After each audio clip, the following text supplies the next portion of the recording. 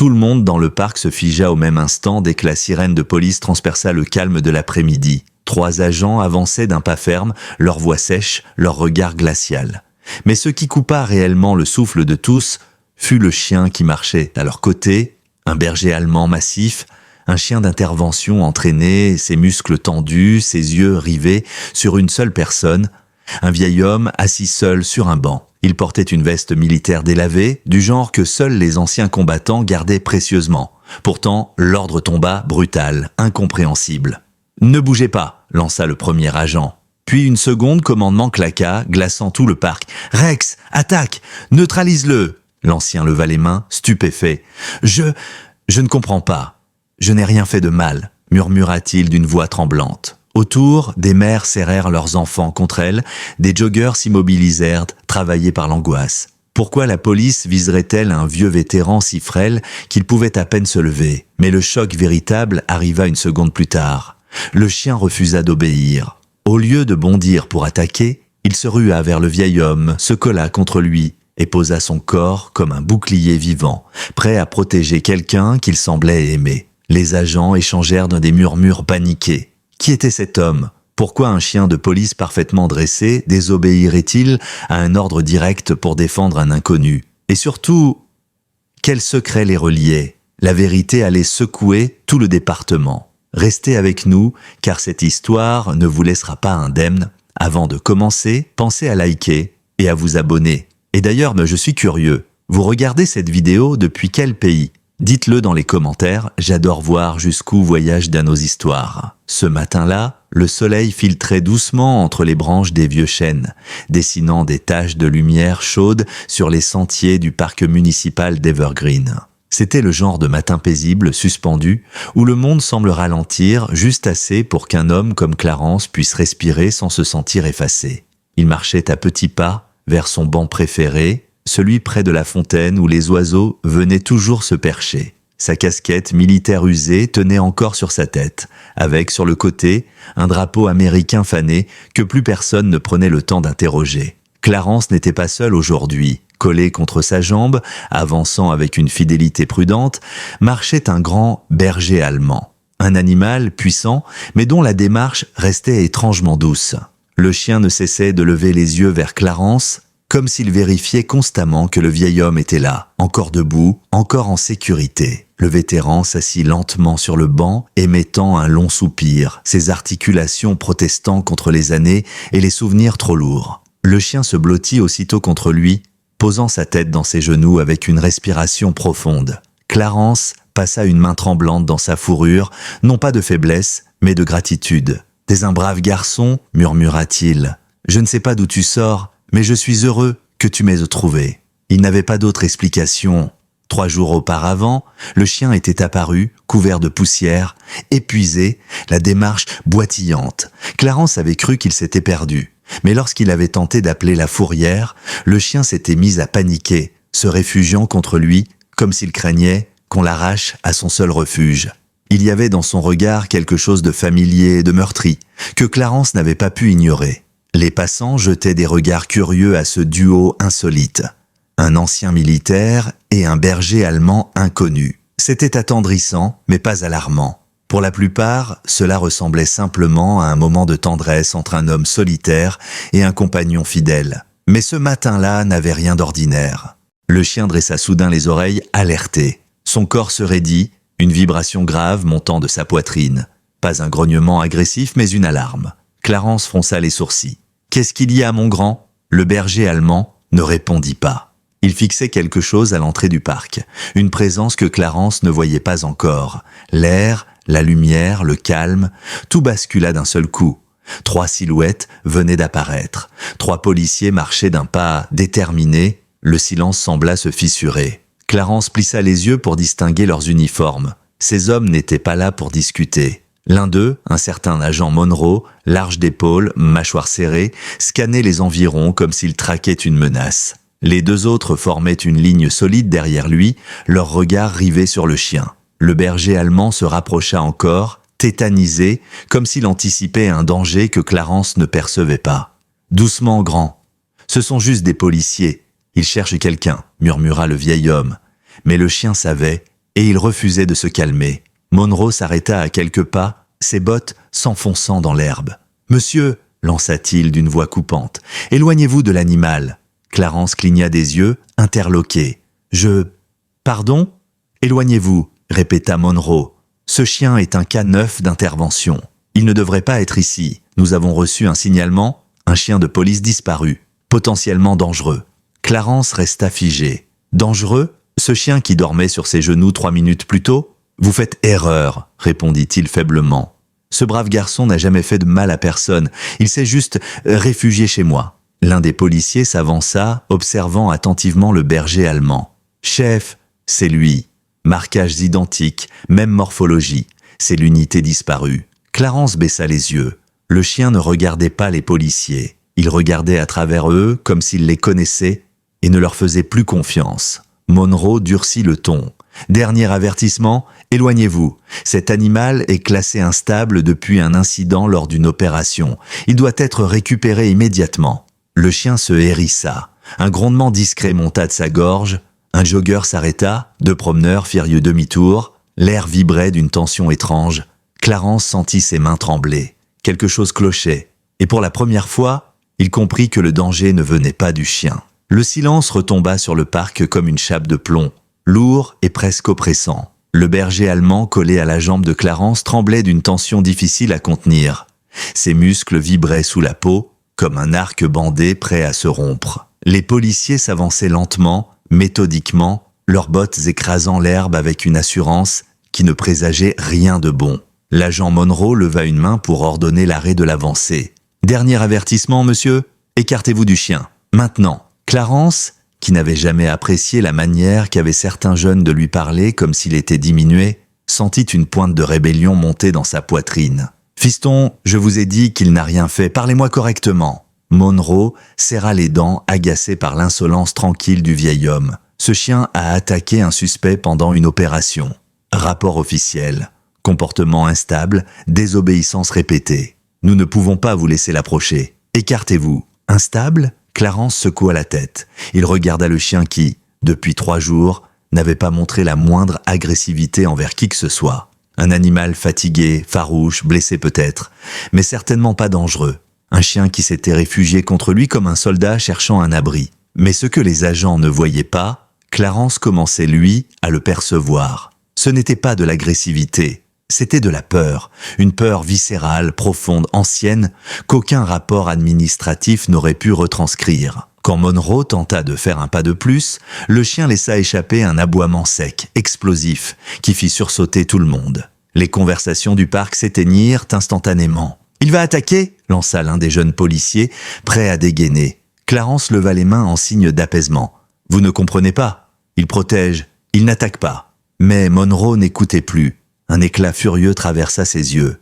Il fit signe à l'officier situé à l'arrière, un certain agent Haskins, le maître chien de l'unité. Celui-ci s'avança, l'air tendu. Monroe inspira profondément et beugla d'une voix autoritaire. « K9 neutralise. Now !» Le mot tomba comme un coup près.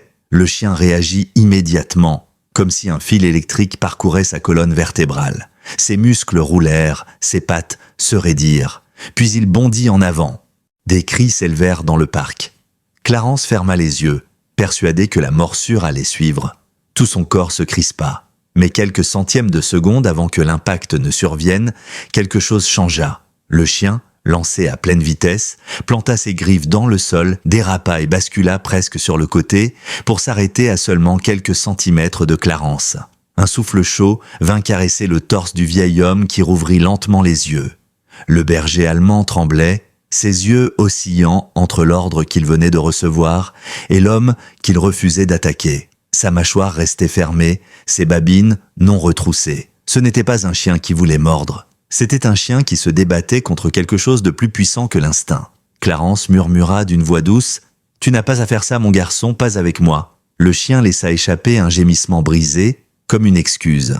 Puis, dans un mouvement lent et intentionnel, il recula, contourna Clarence et se posta de nouveau devant lui, en position de défense. Toute la foule avait vu, les policiers aussi. « C'est impossible », souffla Haskins. « Aucun K9 n'ignore un ordre direct de neutralisation, pas un seul. » Le regard de Monroe s'assombrit. « Alors il faut le forcer. » Il fit signe aux 2 autres agents de s'écarter et sortit son bâton télescopique. Le métal claqua en se déployant, strident, agressif, contrastant avec le calme supposé d'un parc public. Ranger, car c'était ainsi que Clarence commençait à le nommer dans sa tête, grogna, un grondement profond, chargé d'une intensité nouvelle. Ce n'était plus l'alerte, c'était un avertissement. Clarence se redressa, posant une main sur l'épaule du chien. « Du calme, mon grand !» Mais Monroe avançait déjà. « Si cet animal refuse d'obéir, déclara-t-il, alors il sera maîtrisé par la force. » Le chien gronda plus fort, se plaçant de façon stratégique comme un soldat entraîné à protéger un officier important. Clarence sentit quelque chose se réveiller dans ce comportement, quelque chose qu'il ne parvenait pas encore à comprendre. Le parc retint son souffle. Même les oiseaux semblèrent se taire. Au moment où Monroe leva son arme contondante, Clarence fit quelque chose d'inattendu. Il écarta doucement les doigts, retira sa casquette et révéla une vieille cicatrice, profonde, courbée, sur sa tempe. Une cicatrice militaire reconnaissable entre mille, une marque des hommes qui avaient connu le front. « Vous voyez un vieil homme, dit-il calmement. Mais j'ai servi 22 ans dans une unité spécialisée K9. J'ai entraîné des chiens qui ont risqué leur vie pour sauver des équipes entières. » Le silence fut absolu. Le berger allemand tourna la tête vers Clarence, les yeux grands ouverts. Haskins, le jeune maître chien, écarquilla les yeux. « Vous étiez instructeur spécial ?» Clarence acquiesça. « Il y a longtemps, mais certaines choses restent. » Puis, sans prévenir, il fit un geste minuscule de la main. Un cercle presque invisible tracé du bout de l'index. Le chien réagit immédiatement. Son corps changea. Sa posture se transforma. Son regard devint acéré, concentré, discipliné. Haskins vacilla. « C'est un signal codé de niveau avancé. Seules les unités d'élite le connaissent. Comment ce chien ?» Monroe blêmit. « Ça prouve rien. Il réagit peut-être par hasard. » Clarence ne répondit pas. Il posa juste 2 doigts sur son torse, puis les pointa au sol près de lui. Le chien se déplaça instantanément, adoptant la position exacte d'un garde rapproché. Une posture parfaite, sans hésitation, digne d'un militaire aguerri. Cette fois, même la foule comprit. Et ce n'était que le début. L'atmosphère du parc se transforma en une mêlée d'incrédulité et de tension contenue. Les spectateurs, autrefois de simples promeneurs profitant du soleil, se retrouvaient témoins d'une scène impossible. Un chien d'intervention, soi-disant instable, répondant à des signaux secrets qu'aucun civil ne pouvait connaître. Et pourtant, ce chien lui obéissait, non pas par hasard, mais avec une précision chirurgicale. Haskins, le maître chien, réajusta sa casquette, complètement déboussolé. « Monsieur, ce signal, seuls les instructeurs Black Unit le connaissent. Et encore, seules certaines générations de chiens étaient formées à l'utiliser. Ce protocole n'existe plus depuis plus de 10 ans. » Clarence garda la main posée sur la nuque du berger allemand, qui restait immobile, mais électrisé par une vigilance absolue. « Je sais, murmura-t-il. C'est pour ça que vous devriez réfléchir à ce que cela signifie. » Monroe, lui, n'était pas prêt à réfléchir. Son visage rougissait d'une colère froide, presque dangereuse. « Je ne sais pas ce que vous essayez de faire, mais ce chien appartient à la police, et vous êtes en train de vous mettre en travers d'une opération officielle. » Le vieux vétéran planta ses yeux dans les siens. Ce chien reconnaît des signaux que vous ne connaissez même pas. Et vous appelez ça instable ? Le berger allemand émit un grognement grave, cette fois dirigé uniquement vers Monroe. Pas un grognement de menace, mais un grognement de méfiance profonde, instinctive. Haskins se pencha légèrement, parlant avec une prudence qu'il n'avait pas encore montrée. « Chef, j'ai déjà vu des chiens refuser un ordre, mais jamais désobéir pour protéger un civil. Et encore moins réagir à un ancien signal d'unité spéciale. » Monroe haussa le ton. « Je n'ai pas besoin d'un cours sur les K9. C'est moi qui donne les ordres ici. » Clarence inspira lentement. Quelque chose le frappait depuis quelques minutes. Pas seulement le comportement du chien, mais également celui de l'agent Monroe. Il y avait dans son attitude une fébrilité anormale, une nervosité mal dissimulée. Le chien ne protégeait pas Clarence contre la police. Il le protégeait contre un homme précis. Comme pour confirmer cette intuition, le berger allemand se redressa soudain, les muscles bandés, les yeux fixés sur Monroe avec une intensité presque brûlante. Haskins remarqua le changement. « Chef, ce n'est pas une posture défensive aléatoire. Il cible quelqu'un. Il vous cible vous. » Monroe blêmit à peine, mais Clarence le vit. Un micro-tremblement dans la joue, un recul instinctif de 2 centimètres. L'homme était nerveux, Très nerveux, ce chien est détraqué, lâcha Monroe sèchement. Rien de plus.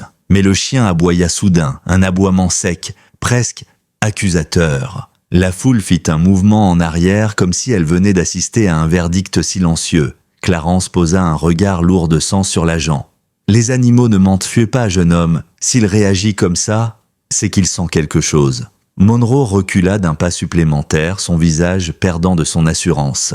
Le chien s'avança d'autant, synchronisé sur sa fuite invisible.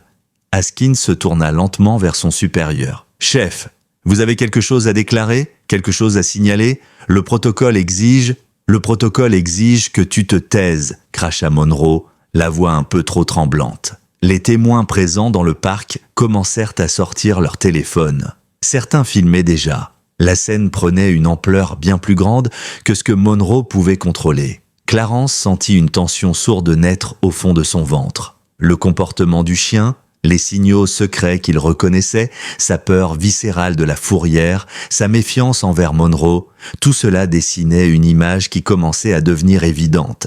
Il se tourna vers Haskins. « Dites-moi, jeune homme, quel est le nom officiel de ce chien dans votre registre ?» Haskins consulta son téléphone de service. « Unité K947. Nom d'intervention, Shadow. » Le chien ne réagit pas. Ni agitation, ni reconnaissance, comme si ce nom n'avait jamais été le sien.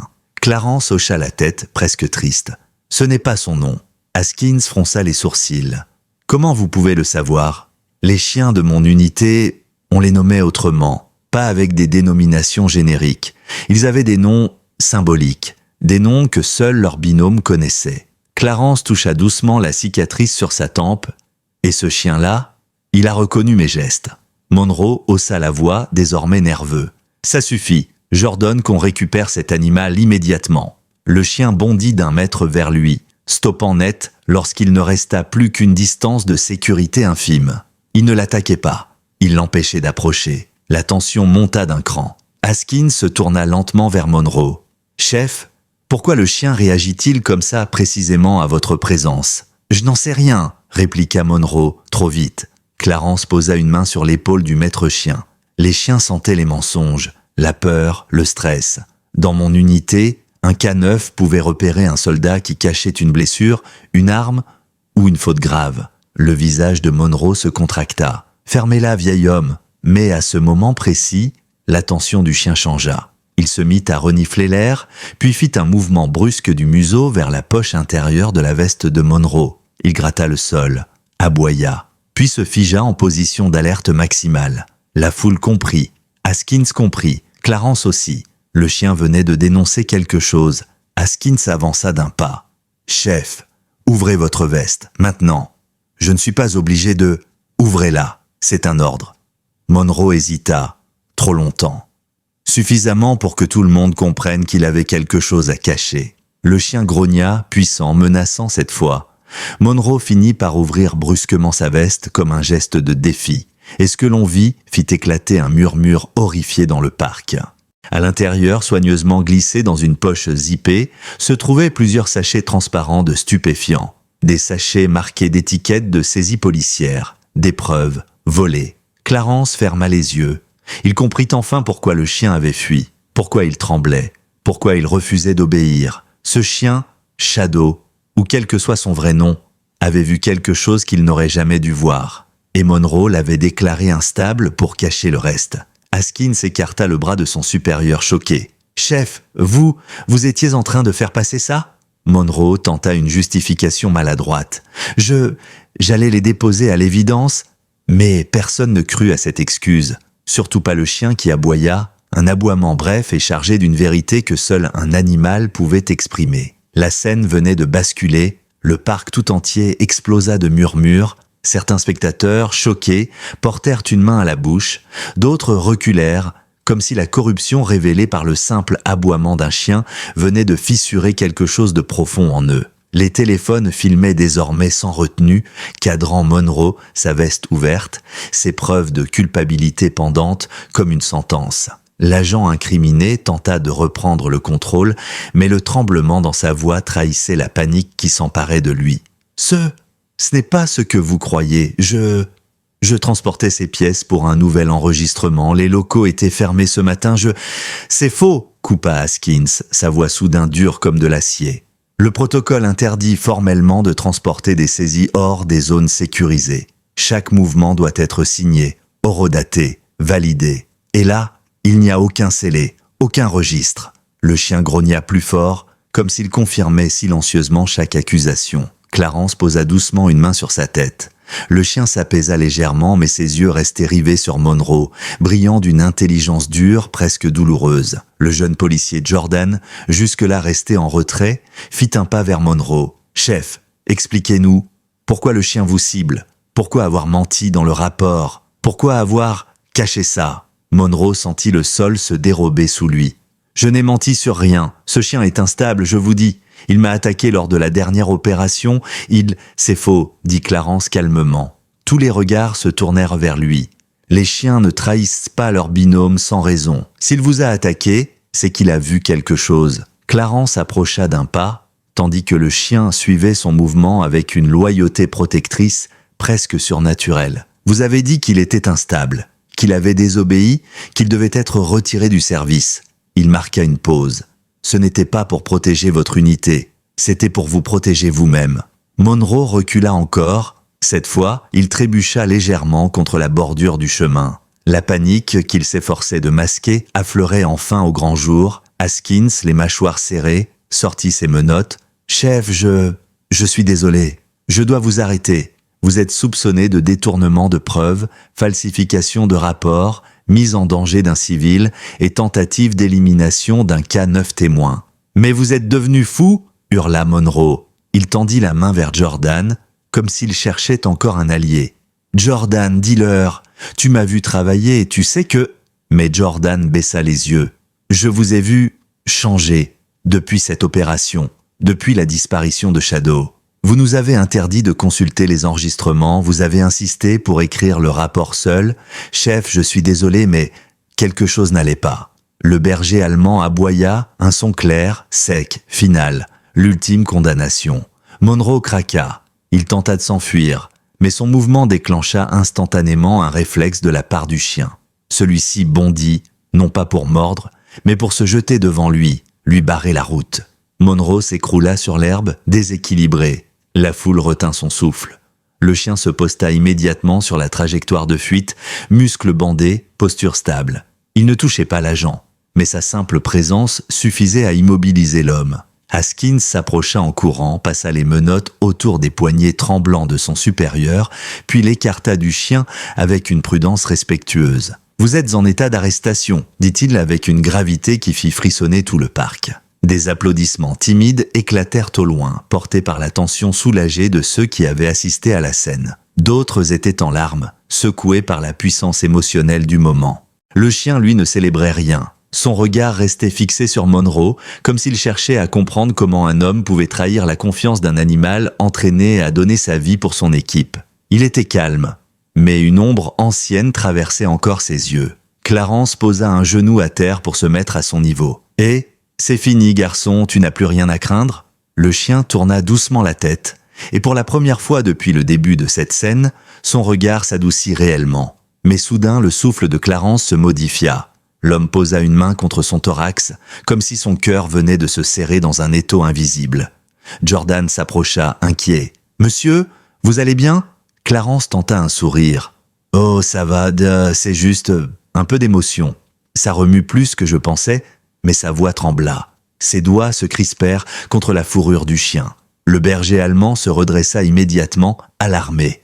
Un nouveau souffle court, brutal.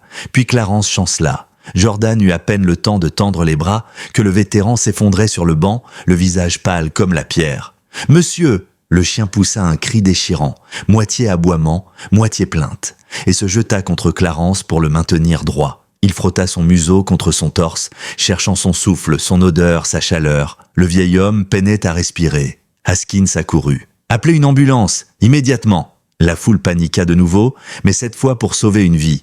Le chien affolé s'agita autour de Clarence, son corps entier tremblant.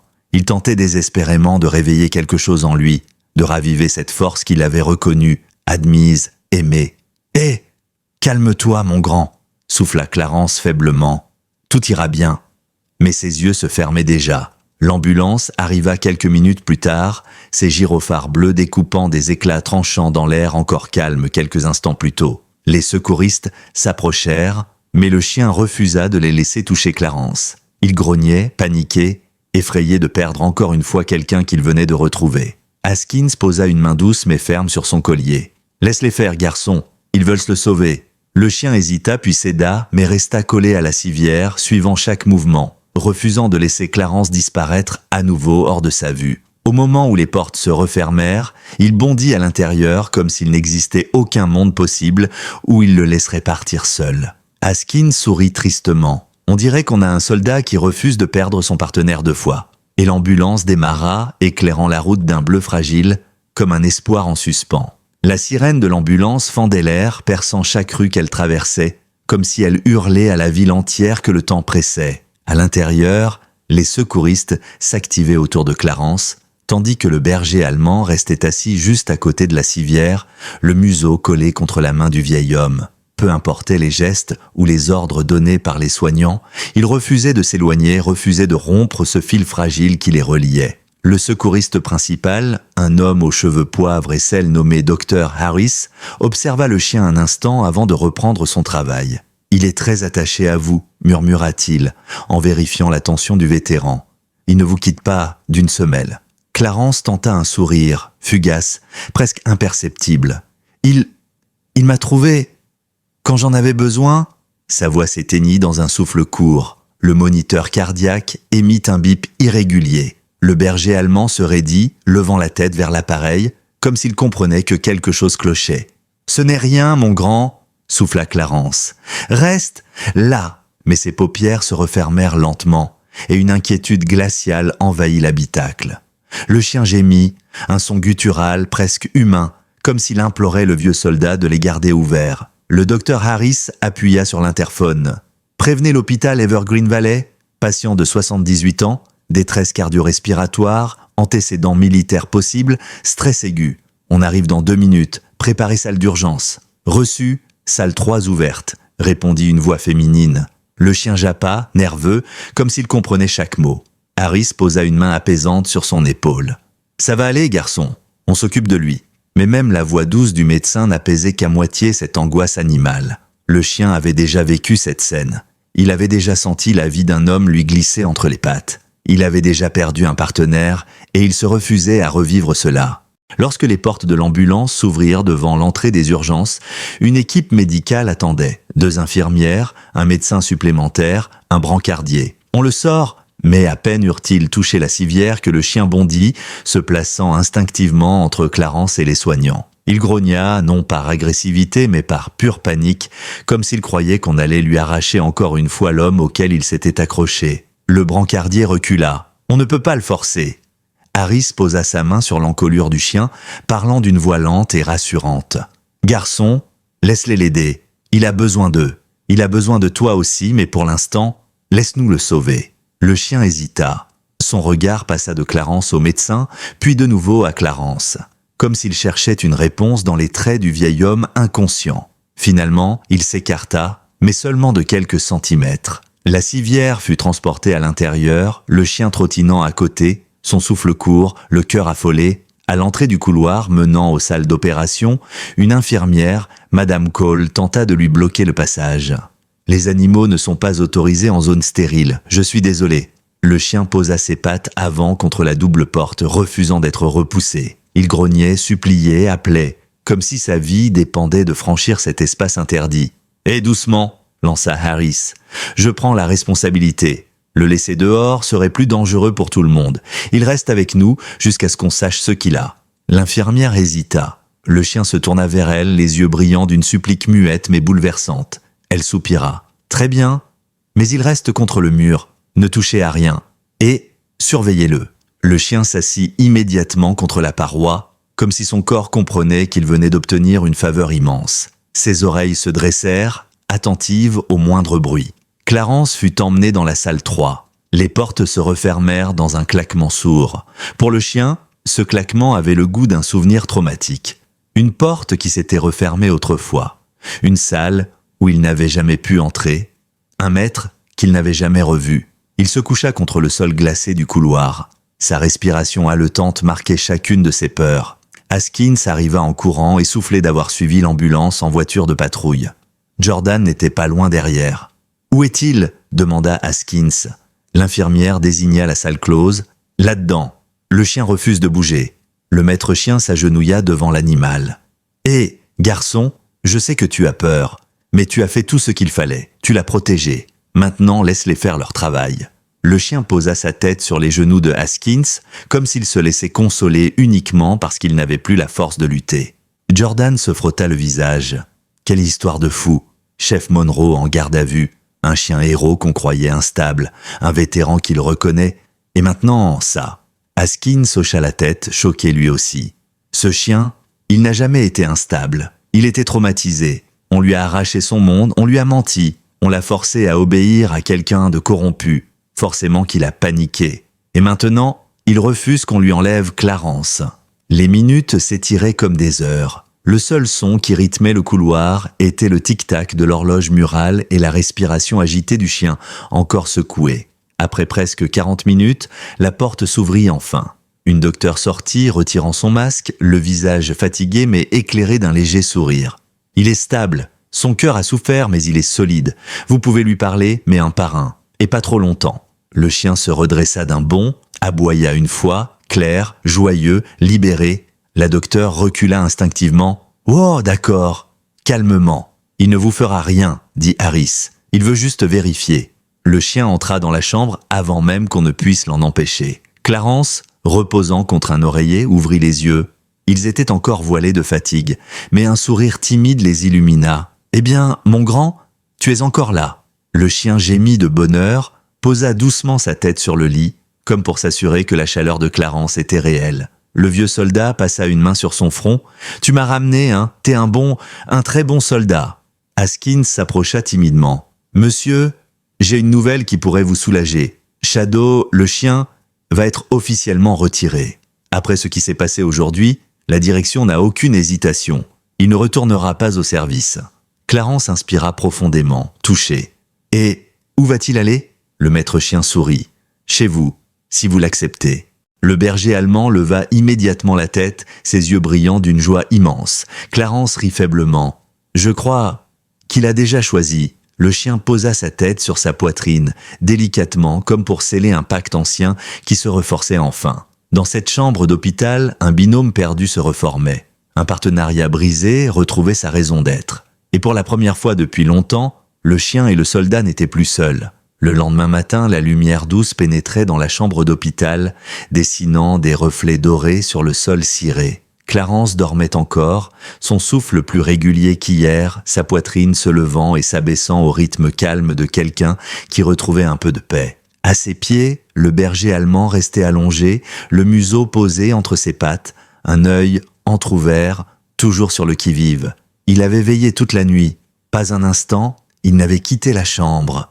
Chaque bruit dans le couloir, chaque pas d'infirmière, chaque bruissement de drap le faisait lever la tête, prêt à réagir si quelque chose menaçait le vieil homme. Et pourtant, malgré cette vigilance constante, il semblait plus serein qu'il ne l'avait été depuis longtemps, comme si la simple respiration de Clarence suffisait à apaiser ses propres fantômes. Vers 8 heures, la porte s'ouvrit doucement. Haskins entra, suivi de Jordan. Les deux agents portaient des expressions fatiguées. La nuit avait été longue pour eux aussi, entre les auditions, les rapports urgents et l'effondrement moral du département après la chute de Monroe.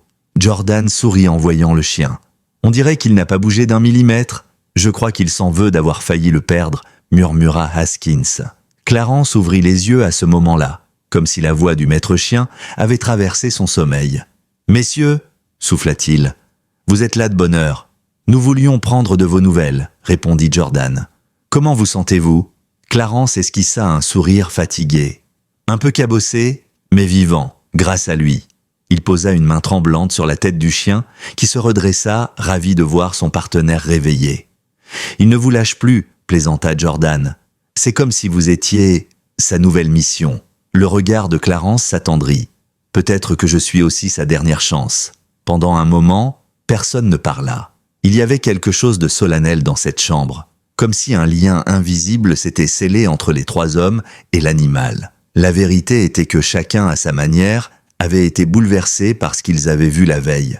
Puis Haskins s'éclaircit la gorge. « Monsieur, quelque chose d'important est arrivé ce matin. Les archives militaires ont répondu à notre requête d'hier. » Clarence plissa les yeux. « Quelles archives ?»« Celles que nous avons lancées pour vérifier votre passé dans l'unité K9, » expliqua Haskins. « Vous savez, les registres des binômes de militaires, il y avait très peu d'informations publiques, mais... » Il marqua une pause. Le chien se tendit légèrement, comme s'il sentait que ce qui allait être dévoilé comptait. « Nous avons trouvé une correspondance, » dit finalement Haskins. « Un dossier datant de plus de 30 ans, une unité spéciale déployée hors du pays, et un binôme officiellement déclaré disparu après une explosion. Le nom du chien, c'était Ranger. » Un silence profond tomba. Le berger allemand releva la tête, les oreilles adressées, comme si un mot oublié venait d'ouvrir une porte dans sa mémoire. Clarence passa une main sur son visage, frappé par la révélation. « Ranger » souffla-t-il, la voix cassée. « Vous êtes sûr de ce que vous avancez ?» Jordan sortit une enveloppe brune. « Nous avons reçu les documents déclassifiés. Il y avait une seule photo, un cliché abîmé mais identifiable. » Il la tendit à Clarence. Le vieil homme l'ajusta devant ses yeux tremblants. L'image était floue, marquée par le temps, mais le souvenir qu'elle contenait frappa Clarence comme un tir direct. Un jeune soldat, une tenue poussiéreuse, un sourire fatigué, et un berger allemand à ses côtés, un chien aux mêmes yeux, aux mêmes oreilles dressées, à la même posture de soldat. Clarence porta la main à sa bouche. « Par tous les saints, murmura-t-il.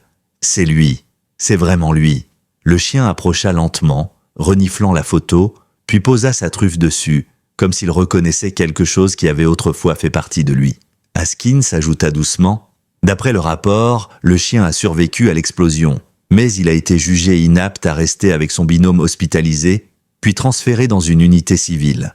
Les traces se perdent après quelques années, jusqu'à ce qu'il réapparaisse ici, » conclut Jordan. Blessé, perdu, cherchant quelqu'un qu'il croyait mort. Une larme glissa sur la joue ridée de Clarence. « Il m'a retrouvé, après tout ce temps, il m'a retrouvé. » Le chien posa sa tête sur les genoux du vieux soldat, fermant les yeux comme si ce contact réparait une fracture restée ouverte pendant des décennies. La pièce semblait respirer au rythme du duo, comme si le passé lui-même tentait de recoller les morceaux. Soudain, une voix résonna dans le couloir. Clarence Rollet, une femme en tailleur sombre, entra dans la chambre. Elle portait un badge du département des anciens combattants. Ses yeux étaient sérieux, mais traversés d'une douceur inattendue. « Je suis Madison Carter, représentante du programme K9 Veterans Legacy. Nous avons été informés des événements d'hier et de votre lien avec ce chien. » Clarence releva les yeux, surpris. « Vous connaissez son histoire ?» Elle hocha la tête. « Nous avons travaillé toute la nuit pour reconstituer son dossier. Ce berger allemand, Ranger, est l'un des derniers chiens d'opération spéciale encore en vie. Beaucoup pensaient qu'il était mort. Mais ce qu'il a traversé, ce qu'il a survécu, est extraordinaire. » Elle sourit au chien. Et il n'a jamais cessé de chercher son binôme. Le cœur de Clarence sembla rater un battement. « Ranger ?» murmura-t-il, posant la main sur la tête du chien. « Je croyais que tu étais parti. » Madison s'approcha. « Monsieur, selon nos directives, un chien K9 de ce niveau, une fois retraité, peut être confié à son ancien binôme s'il est encore en vie. Et s'il l'accepte ?» Clarence éclata en un rire brisé. « L'accepter ? C'est lui qui m'a adopté. » Le chien releva la tête comme s'il approuvait. Madison sourit. « Alors je crois que nous avons une bonne nouvelle. Dès aujourd'hui, Ranger est officiellement à vous. Définitivement. » Une vague d'émotion traversa Clarence. Il posa ses deux mains sur la tête du chien, les yeux embués. « On rentre ensemble, mon garçon. Cette fois, plus personne ne nous séparera. » Le chien remua la queue, pas vivement, mais d'un mouvement lent et profond, celui d'un soldat qui retrouve enfin son foyer. Les jours qui suivirent furent un mélange étrange d'apaisement et de bouleversement. Après son hospitalisation, Clarence fut transféré dans une chambre plus calme, au 3e étage de l'hôpital Evergreen Valley. Les médecins voulaient le garder en observation encore quelques jours, par précaution. Mais Ranger, désormais officiellement à ses côtés, n'avait pas l'intention de quitter la chambre une seule seconde. À chaque visite médicale, l'équipe trouvait le chien assis près du lit, immobile, observant chaque geste, chaque pression sur les instruments, chaque ajustement des perfusions. Il ne montrait aucune agressivité, mais une concentration presque militaire, comme s'il évaluait chaque personne pour s'assurer qu'elle n'était pas une menace. Et étrangement, tout le personnel s'était habitué à sa présence. Certains venaient même lui parler en chuchotant comme s'ils sentaient qu'il comprenait les mots aussi bien que les émotions. Un matin, alors que le soleil commençait à peine à se lever derrière les collines, Clarence s'éveilla et trouva le chien à moitié endormi, la tête posée contre le bord du lit. « Tu montes la garde comme au bon vieux temps, nain ?» murmura-t-il avec un sourire. Ranger releva la tête immédiatement, les oreilles dressées, la queue battant légèrement contre le sol. La porte s'ouvrit alors, laissant entrer une infirmière que Clarence connaissait bien maintenant, Madame Cole. « Bonjour vous deux », dit-elle avec un sourire chaleureux. « Comment se sent notre vétéran ce matin ?» Clarence ria doucement. « Mieux, surtout avec ce gaillard-là pour veiller sur moi ?» Elle se pencha pour gratter Ranger derrière l'oreille. « Il est incroyable, on dirait qu'il comprend tout ce qui se passe. » Clarence hocha la tête, les yeux perdus un instant dans la contemplation du chien. Il comprenait déjà tout sur le terrain. Il savait lire une situation avant même que nous, humains, en ayons le temps. Puis ses traits s'assombrirent légèrement. Je croyais l'avoir perdu dans cette explosion. Pendant des années, je m'en suis voulu de ne pas avoir pu le ramener avec moi. Ranger posa sa patte sur le bras de Clarence comme s'il voulait effacer cette culpabilité d'un simple geste. Plus tard, ce même jour, la porte s'ouvrit de nouveau. Haskins et Jordan entrèrent, un dossier à la main. Clarence sourit en les voyant. « Messieurs, vous venez m'annoncer que je suis enfin libre de mes geôliers ?» lança-t-il en tapotant la couverture de son lit. Jordan rit. « Pas encore, monsieur, mais presque. » Haskins prit une chaise et s'assit. « Nous avons eu les dernières nouvelles concernant l'affaire Monroe. » La mention du nom fit gronder Ranger même faiblement. Le chien n'avait rien oublié. Il n'oublierait jamais. « L'audience préliminaire a été fixée, » continua Jordan. Les preuves contre lui sont accablantes, détournement de saisie, manipulation de rapports, mise en danger d'un K9 et tentative de compromission d'une enquête. Il risque des années de prison. Plus tard ce même jour, la porte s'ouvrit de nouveau. Haskins et Jordan entrèrent, un dossier à la main. Clarence sourit en les voyant. « Messieurs, vous venez m'annoncer que je suis enfin libre de mes geôliers ?» lança-t-il en tapotant la couverture de son lit. Jordan rit. « Pas encore, monsieur, mais presque. » Haskins prit une chaise et s'assit. Nous avons eu les dernières nouvelles concernant l'affaire Monroe. La mention du nom fit gronder Ranger même faiblement. Le chien n'avait rien oublié. Il n'oublierait jamais. L'audience préliminaire a été fixée, continua Jordan. Les preuves contre lui sont accablantes. Détournement de saisie, manipulation de rapports, mise en danger d'un K9 et tentative de compromission d'une enquête. Il risque des années de prison. Clarence soupira profondément. Il voulait cacher quelque chose, et le seul témoin qu'il ne pouvait pas faire taire, c'était un chien. Haskins jeta un regard respectueux à Ranger. Un chien qui a sauvé bien plus que votre vie ce jour-là. Il a probablement empêché un réseau bien plus vaste de corruption de continuer. Les enquêteurs ont trouvé d'autres incohérences dans les dossiers de Monroe. Des saisies qui avaient mystérieusement disparu. Des suspects libérés contre des sommes étranges. Ce n'était pas un crime isolé. Clarence secoua la tête, écœuré. Et dire que ce garçon-là vous a protégé jusque dans vos missions les plus dangereuses et que vous l'avez étiqueté instable. Haskins baissa les yeux. Et c'est la partie la plus difficile. On ne s'est jamais demandé pourquoi il tremblait lors des inspections, pourquoi il refusait de suivre Monroe dans certaines zones. On n'a jamais remis en question le rapport, on l'a condamné sans comprendre. Jordan se racla la gorge. « Monsieur, nous voulions vous présenter nos excuses, à vous et à Ranger. » Ranger se leva, s'approcha des deux agents, posa sa tête contre la jambe de Jordan puis contre celle de Haskins. Un geste simple mais lourd de sens. Ils n'étaient plus ses ennemis, ils étaient désormais des alliés. Plus tard, alors que le soleil commençait à descendre, une visite inattendue fit son apparition. Madison Carter, du programme K9 Veterans Legacy, frappa doucement avant d'entrer. Elle portait une boîte métallique dans ses mains. « Clarence, Ranger, j'ai quelque chose pour vous. » Elle posa la boîte sur la table, à côté du lit, l'ouvrit délicatement, révélant un collier militaire ancien, usé, marqué par le temps. Une plaque d'identification y pendait encore, gravée du nom « Ranger, Unité Spéciale Phoenix ». Clarence sentit son cœur se serrer. Je croyais que tout ça avait été détruit dans l'explosion. Madison secoua la tête. Pas tout. Certains objets personnels avaient été mis de côté dans un stockage militaire. Ils n'ont jamais été réclamés, jusqu'à aujourd'hui. Elle enfila doucement le collier autour du cou du chien. Ranger ne bougea pas, comme s'il comprenait l'importance de ce moment. Le tintement métallique de la plaque résonna dans la pièce comme un écho du passé. Clarence essuya discrètement une larme. « Bienvenue à la maison, soldat ?» Madison prit une inspiration. Une autre chose, Clarence, vous allez avoir droit à une médaille, une reconnaissance officielle pour votre service et pour avoir sauvé l'un des anciens K9 les plus importants de notre programme. Et Ranger recevra aussi une distinction. Une médaille pour un chien ? Demanda Jordan, impressionné. Pas pour un chien, corrigea Madison. Pour un héros. Ranger tourna la tête vers elle comme s'il reconnaissait ce mot. Le lendemain, alors que tout semblait enfin apaisé, Clarence fit une demande particulière au personnel médical. « Je veux sortir un moment, juste sur la terrasse, avec lui. » Les médecins hésitèrent, puis acceptèrent. 1 heure plus tard, accompagné de Ranger, le vieux soldat fut installé dans un fauteuil roulant, poussé jusqu'à la terrasse panoramique. Le soleil couchant baignait la ville d'une lumière dorée, presque irréelle. Clarence respira profondément. « Tu sais, je pensais ne plus jamais revoir tout ça. Mais te revoir, c'est comme si la vie avait décidé de me donner une seconde chance. » Ranger posa sa tête sur les genoux du vieil homme, ses yeux mi-clos, apaisés. « On rentrera bientôt à la maison, » continua Clarence. « Une vraie maison, pas un camp, pas un hôpital, une maison où tu pourras dormir sans te réveiller en sursaut, où tu n'auras plus peur de la porte qui claque, où je serai là chaque matin, chaque soir. » Le chien remua la queue, lentement, profondément. Le soleil descendit encore, éclairant leurs silhouettes réunies. 2 survivants, 2 soldats, 2 âmes brisées qui venaient de se retrouver après des décennies. Et au fond, chacun savait que leur vie venait à peine de recommencer.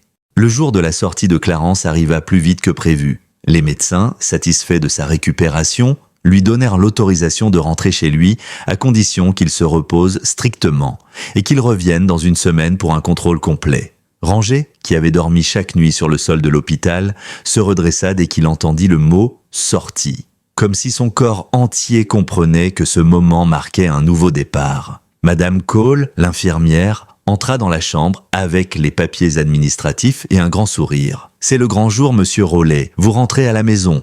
Et j'ai comme l'impression que quelqu'un ici attend ce moment depuis longtemps. » Elle désigna Ranger qui se tenait déjà près du fauteuil roulant, la queue battant doucement, comme s'il se préparait pour une mission importante. Clarence rit doucement. « Il ne me lâche plus. Ce chien, c'est un gardien envoyé d'en haut. » Haskins et Jordan arrivèrent quelques minutes plus tard, tenant chacun un sac rempli d'affaires appartenant à Clarence. Les 2 policiers s'étaient tellement attachés au duo qu'ils avaient insisté pour être présents au moment du départ. « On ne pouvait pas manquer ça, » dit Jordan en entrant. « Ce n'est pas tous les jours qu'un ancien soldat récupère son compagnon d'armes après 30 ans. » Ranger s'approcha d'eux, calmement, comme pour les remercier une dernière fois d'avoir compris la vérité. Haskins s'accroupit et caressa doucement la tête du chien. « Tu vas nous manquer, soldat, mais tu es exactement là où tu dois être. » Lorsqu'on poussa le fauteuil roulant dans les couloirs pour quitter l'hôpital, chaque membre du personnel sembla vouloir saluer Ranger. Certains tapotèrent de son dos, d'autres lui glissèrent un mot tendre, et quelques-uns, émus, remerciaient Clarence pour son service et pour avoir sauvé ce chien. La scène ressemblait presque à un adieu d'unité. On ne laissait pas partir un héros sans lui montrer du respect. La porte automatique s'ouvrit finalement sur l'extérieur. Le soleil matinal éclairait le stationnement. L'air frais, chargé de l'odeur des pins et de la terre humide, semblait accueillir le duo dans un nouveau chapitre. Ranger inspira profondément, fermant les yeux un instant. Il n'était plus le chien en fuite, traqué, incompris. Il était enfin chez lui. Dans la voiture, Ranger s'installa sur la banquette arrière, mais son regard restait fixé sur Clarence, comme s'il refusait de cligner des yeux tant que le vieil homme n'était pas pleinement en sécurité. Tout le trajet se passa dans un silence serein, où seul le bruit du moteur se mêlait à la respiration régulière du chien. Jordan, qui conduisait, sourit à travers le rétroviseur. « Je crois qu'il te surveille autant que toi tu veilles sur lui. » Clarence hocha la tête. « On a passé trop de temps séparés. On a des années à rattraper. » Lorsqu'ils arrivèrent devant la petite maison de Clarence, niché au bout d'une rue tranquille, Ranger bondit hors du véhicule, reniflant l'air comme s'il analysait l'environnement pour s'assurer que tout était sûr. Puis il revint immédiatement vers Clarence, refusant d'explorer sans lui. « Ça fait longtemps que je ne suis pas rentré ici avec quelqu'un, » murmura Clarence en contemplant sa maison. « J'avais oublié ce que ça fait d'être attendu. » Ranger posa sa tête contre la main du vieil homme, un geste simple mais d'une douceur bouleversante. Lorsque Clarence franchit le seuil, Ranger entra juste derrière lui, le museau levé, les oreilles dressées. Il inspecta chaque pièce, le salon, la petite cuisine, le couloir menant à la chambre, même le jardin visible par la baie vitrée. Ce n'était pas de la curiosité, mais une évaluation militaire, un protocole, un instinct. Le chien s'assurait que rien ne menaçait son nouveau foyer. Après quelques minutes, il revint vers Clarence, s'assit devant lui et sembla presque dire « Mission sécurisée. Tu peux te reposer maintenant. » Clarence s'installa dans son vieux fauteuil, celui qui avait survécu à des décennies de livres, de souvenirs et de solitude. Rangé posa sa tête contre ses genoux et laissa échapper un souffle long, comme un soupir de soulagement. Le silence qui suivit n'était pas vide. Il était rempli de sens, de retrouvailles, de guérison. Mais au milieu de ce calme, une question brûlait encore dans l'esprit de Clarence. Une question qu'il n'avait pas osé formuler à l'hôpital. « Mon garçon, dit-il doucement, qu'est-ce qui t'est arrivé toutes ces années? Où étais-tu? Qui t'a obligé à vivre tout ça ?» Rangé leva les yeux vers lui, et dans ce regard, Clarence crut voir défiler des images qu'aucun mot ne pourrait décrire. Des cages métalliques, des entraînements brutaux, des visages inconnus, des nuits sans fin, la peur d'être replacé dans un nouveau foyer, encore, et enfin, cette mission avec Monroe, cette mission où il avait vu trop de choses, où il avait voulu empêcher l'injustice, où il s'était rebellé avant qu'on ne le qualifie d'instable. Le vieux soldat sentit son cœur se serrer. « Tu n'aurais jamais dû vivre ça. Aucun chien ne mérite d'être brisé par ceux qu'il sert. » Rangé se leva, posa sa patte sur l'avant-bras de Clarence, un geste profond, symbolique, comme pour dire « ce n'est pas important, tout ce qui compte, c'est maintenant ». Plus tard dans l'après-midi, une voiture gouvernementale se gara devant la maison. Madison Carter en sortit, un dossier à la main. Clarence, surpris, l'invita à entrer. Rangé s'assit à côté de lui, un peu méfiant mais attentif. « Excusez-moi de vous déranger, dit Madison en prenant place, mais je viens avec une nouvelle importante. Peut-être la plus importante depuis le début de cette histoire. » Elle posa le dossier sur la table basse et l'ouvrit.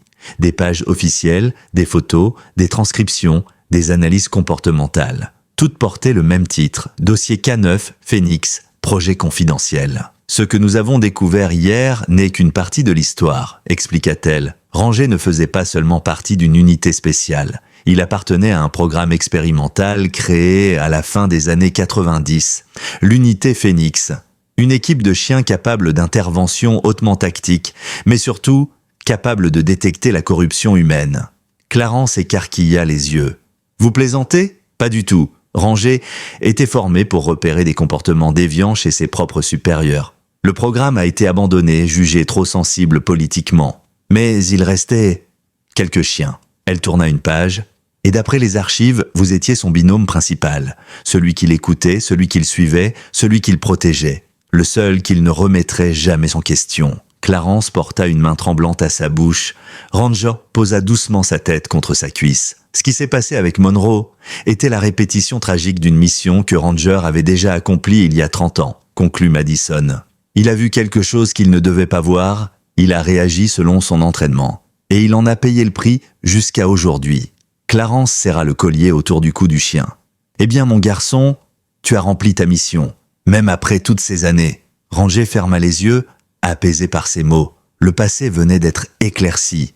Enfin, et un avenir nouveau commençait à s'ouvrir devant eux.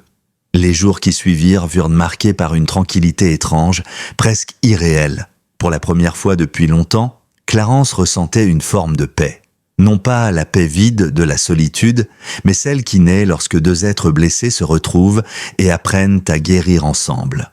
Rangé s'adaptait vite à cette nouvelle vie. Il connaissait désormais chaque couloir de la maison, chaque tapis, chaque meuble, chaque bruit unique du frigo ou du radiateur. Et surtout, il connaissait la routine de Clarence. Chaque matin, lorsque le vieil homme se réveillait, il trouvait le chien allongé au pied du lit, les oreilles droites, comme s'il avait veillé pendant des heures. Chaque soir, Ranger s'installait dans le salon, juste assez près pour entendre la respiration de son maître, mais assez loin pour surveiller les fenêtres.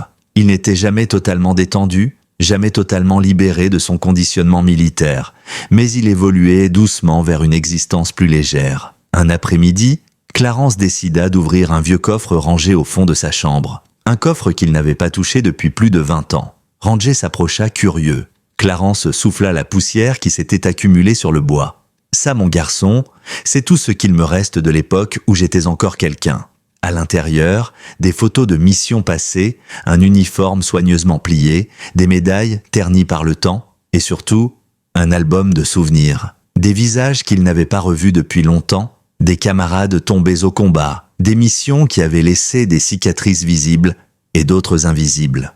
Ranger renifla les objets et Clarence le laissa faire. Peut-être que certaines odeurs te diront quelque chose, dit-il avec un sourire triste. Soudain, le chien s'arrêta sur une photo. Une photo jaunie, cornée, représentant un homme plus jeune, un sourire déterminé et un berger allemand à ses côtés. Ranger posa la patte sur le cliché, comme s'il reconnaissait cette version lointaine de lui-même. Le cœur de Clarence se serra. « Oui, c'est toi. C'était nous. » Il s'assit sur le bord du lit, l'album sur les genoux. « Tu sais, j'ai toujours cru que je t'avais laissé tomber. Que tu étais mort quelque part, seul, sans que je puisse te dire au revoir. » Il inspira profondément. « J'ai vécu avec cette culpabilité pendant 30 ans. Et toi, tu as vécu avec l'absence. » Ranger posa sa tête sur ses genoux, comme pour effacer ses 30 années en un seul geste. Les jours passèrent. Quelques voisins, intrigués par la présence d'un berger allemand de cette taille, vinrent demander si tout allait bien. Clarence expliqua qu'il avait adopté le chien après une mésaventure. Il ne donna pas plus de détails. Personne n'aurait cru l'histoire de toute façon. Madison Carter revint un matin avec un dossier à remettre à Clarence. Voici tous les documents officiels concernant Ranger, son statut, sa retraite, ses droits en tant qu'ancien K9 militaire. Vous trouverez aussi des certificats médicaux prouvant qu'il a été mal classé. Clarence feuilleta les pages. « Vous avez fait tout ça si vite ?» Madison sourit. Quand un ancien soldat retrouve son chien 30 ans plus tard, disons que ça mobilise les gens. Votre histoire circule déjà dans certains cercles militaires. Beaucoup veulent se vous rencontrer. Vous serez invité à Washington d'ici quelques mois. Washington ? Pourquoi faire ? Elle rit doucement. Pour raconter cette histoire, pour rappeler que le lien entre un humain et un chien n'est pas seulement opérationnel. Il est émotionnel, psychologique, indestructible. Ranger leva les oreilles en entendant le ton enthousiaste de Madison. Elle posa une main sur sa tête. « Et toi, tu vas recevoir une médaille honorifique, une vraie, pas un gadget, une reconnaissance pour ton service et ton courage. » Clarence baissa les yeux vers son compagnon. « Tu entends ça, soldat ? On va te décorer. » Le chien remua la queue, mais Clarence voyait dans son regard qu'il s'en moquait.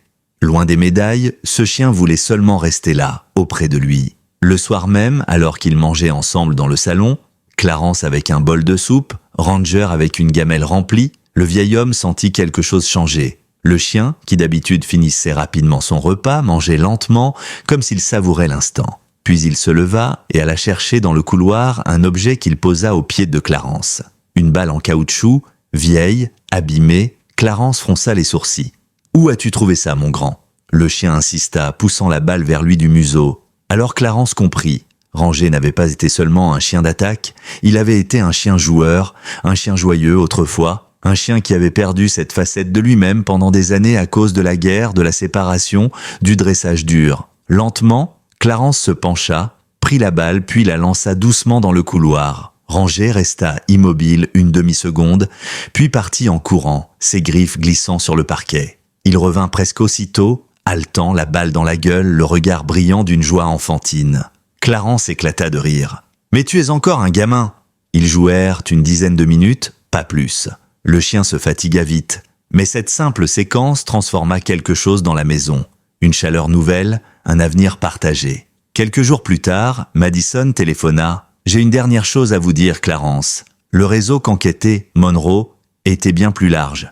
Ces informations corrompues avaient été transmises à plusieurs personnes. Si Ranger n'avait pas réagi comme il l'a fait ce jour-là, l'affaire aurait été enterrée. » Clarence resta silencieux un long moment. « Il a sauvé bien plus que moi. »« Oui, » répondit Madison. « Et ce n'est pas la première fois. » Après avoir raccroché, Clarence regarda Ranger. Le chien était allongé près de la cheminée, un léger sourire canin étirant ses lèvres, comme s'il devinait ce que son maître allait dire. « Tu sais quoi, soldat ? Tu es un héros, et pas seulement pour moi. Pour beaucoup de gens. » Ranger cligna des yeux, puis se leva, s'approcha et posa sa tête contre la poitrine du vieil homme. « Je suis fier de toi, » murmura Clarence. « Fier d'être ton binôme, fier de t'appartenir. » Le chien ferma les yeux, laissant la chaleur du foyer et la voix du vieil homme effacer un peu plus les cicatrices de son passé. Ce soir-là, la maison semblait respirer avec eux. 2 battements de cœur, 2 survivants. Un avenir pourtant prêt à les mettre une dernière fois à l'épreuve. Le temps passa, apportant avec lui une routine douce et stable. La maison de Clarence, autrefois silencieuse, reprenait vie. Le vieil homme se levait chaque matin pour préparer son café pendant que Ranger, désormais totalement à l'aise, s'étirait longuement avant de venir poser sa tête contre la jambe de son maître, comme une salutation rituelle. La santé de Clarence s'améliorait lentement. Les médecins étaient formels. Le stress extrême qu'il avait vécu avait déclenché son malaise, mais sa constitution restait étonnamment solide pour son âge. Il plaisantait en disant que les vieux soldats ne meurent de jamais vraiment, ils se contentent de marcher plus doucement. Ranger l'accompagnait partout, même dans le jardin où Clarence s'acharnait à remettre en état les fleurs envahies par les mauvaises herbes. Un matin, alors que le printemps pointait doucement son nez, une lettre officielle arriva dans la boîte aux lettres. Clarence la prit entre ses doigts, intrigué. Le papier était épais, le sceau du département de la Défense parfaitement visible. Ranger, qui avait appris à reconnaître les expressions de Clarence, inclina la tête et s'assit à côté de lui pendant que le vieil homme ouvrait l'enveloppe. Il lut en silence, les lèvres tremblantes. Puis il rit, surpris, avant de caresser la tête du chien. « Eh bien, mon garçon, on dirait qu'on nous invite à Washington. » Ranger remua doucement la queue. « Ils veulent qu'on parle de toi, de ce que tu as fait, de ce que tu es. » Le chien se mit debout, comme si l'annonce d'une mission d'importance réveillait une partie de lui qu'il avait laissée de côté. Clarence sourit. « T'inquiète pas, soldat. Cette fois, pas d'explosion, pas de corruption. Juste des gens qui veulent Dieu t'honorer. » Les jours suivants furent emplis de préparatifs. Madison Carter passa pour organiser le déplacement. « Une voiture vous conduira à l'aéroport et à Washington, un petit comité vous accueillera. Ce ne sera pas une grande cérémonie publique, mais elle sera très respectueuse. Ranger recevra la médaille du courage K9. Vous, monsieur Rollet, la médaille de la reconnaissance nationale. » Clarence cligna des yeux, ému. « Je ne m'attendais à rien de tout ça. » Madison sourit. « Vous avez survécu à une guerre, vous avez formé l'un des chiens les plus brillants qu'on ait jamais connus. Vous avez démasqué un policier corrompu.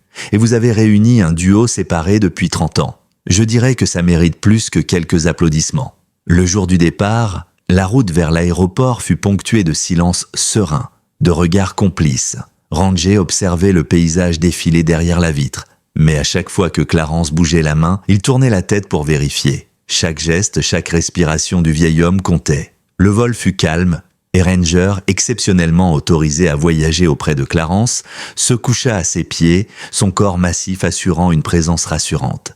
Les hôtesses, fascinées, ne purent s'empêcher de demander son histoire. Clarence répondit simplement « C'est un soldat, le meilleur que j'ai jamais connu. » À Washington, l'accueil fut sobre mais respectueux. Des vétérans saluèrent Clarence, certains reconnaissant même son nom. Ranger fut photographié à plusieurs reprises, ce qui semblait l'amuser autant que le fatiguer. La cérémonie se déroula dans une salle richement décorée, mais l'ambiance restait intime. Des drapeaux américains entouraient l'estrade et plusieurs anciens combattants étaient présents. Quand Clarence monta sur scène, soutenu par une canne et accompagné de Ranger, un silence profond emplit la pièce.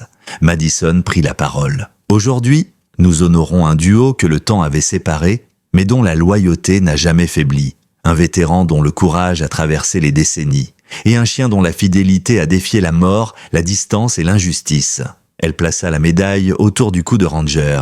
L'animal resta immobile, mais ses yeux, eux, exprimaient une gratitude silencieuse. Puis elle accrocha celle de Clarence sur sa veste. Le vieil homme s'éclaircit la voix. « Je ne suis pas un grand orateur, mais je dirais ceci.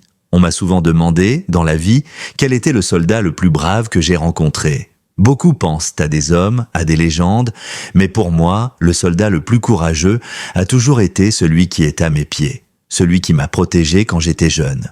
Celui qui m'a retrouvé quand j'étais vieux, celui qui a traversé l'enfer et qui, aujourd'hui encore, refuse de me laisser marcher seul. » Ranger posa sa tête contre le genou de Clarence. La salle fondit. Certains militaires essuyèrent discrètement une larme. Après la cérémonie, plusieurs officiers vinrent saluer Ranger, l'un d'eux posant la main sur son collier. « Beau travail, soldat. Tu nous fais honneur. » Ranger ne réagit pas comme un animal habitué aux félicitations, mais comme un soldat recevant une reconnaissance légitime. Son regard restait fixe, humble, ferme. Le retour à la maison fut empreint d'un calme nouveau. Clarence semblait plus léger, comme si cette reconnaissance officielle avait comblé une fissure invisible dans son cœur. Ranger, lui, paraissait plus serein. comme si enfin il avait reçu la permission d'être autre chose qu'un soldat. Les semaines passèrent. Ranger s'habitua à jouer de plus en plus, à dormir profondément, à courir dans le jardin sans se retourner toutes les 2 secondes. Clarence lisait sur la terrasse pendant que le chien somnolait à l'ombre du grand érable. Parfois, il se contentait de rester assis, côte à côte, regardant les nuages passer, savourant une paix qu'ils avaient si longtemps attendue. Un soir, alors que le ciel prenait une nuance violette, Clarence posa la main sur la tête de Ranger. « Tu sais, mon garçon, on ne peut jamais effacer complètement la guerre, mais on peut choisir de vivre malgré elle. Et toi, tu m'as appris à vivre de nouveau. » Ranger leva les yeux vers lui, puis posa délicatement sa tête sur les genoux du vieil homme. Le vent souffla doucement dans les feuilles, comme si le monde entier applaudissait leur résilience. Clarence ferma les yeux, savourant l'instant. Tant qu'on est ensemble, on est chez nous. Et dans cette petite maison, perdue au fond d'une rue tranquille, de vie autrefois brisée venait de se reconstruire entièrement. Non par miracle, non par hasard, mais par la force d'un lien que même 30 années de séparation n'avaient pas réussi à détruire.